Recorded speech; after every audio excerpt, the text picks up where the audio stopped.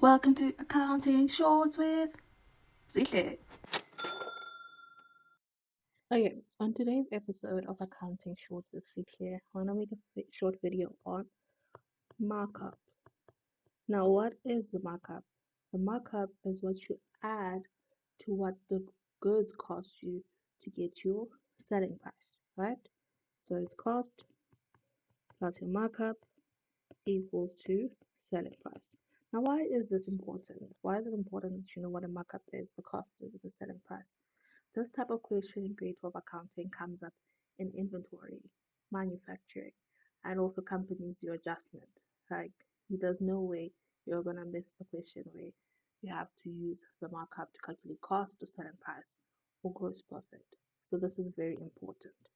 So now we know cost plus markup equals to selling price.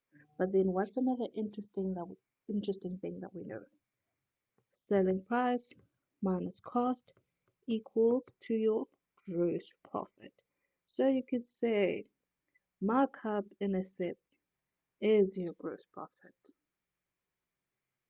Okay. So now how is this important? Let's say in the question they told you that, okay, goods, a sale of goods of 1,500 was not recorded. And then they tell you that the markup is 25%. So what accounts is this going to affect? Your sales and your cost of sales. So your sales account, you need to increase your sales by 1,500. But they haven't told us what amount we're going to increase our cost of sales by to record the sales transaction. We need to calculate that amount. So how are you going to do that? So now, markup is 25%. So this is 25%. Let me just use a different color. This is 25%. And then that means your cost, this is what you originally bought the goods for. So that's the 100%. So you take 100% plus 25 and that'll give you 125%. So your selling price is 125, your markup is 25, that means your cost is 100. What are we looking for? Your cost, what do we have?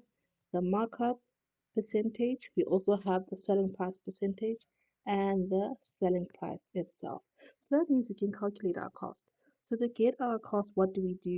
We take the 1,500 and then in our fraction, we're going to multiply by the amount we want, which is 100, and divide by the amount we already have, which is 125, and that will give us our cost price of, let me just calculate that, 1,500 times 100 divided by 125, and that'll give us 1,200, and that's how much you'll be including in your cost of sales.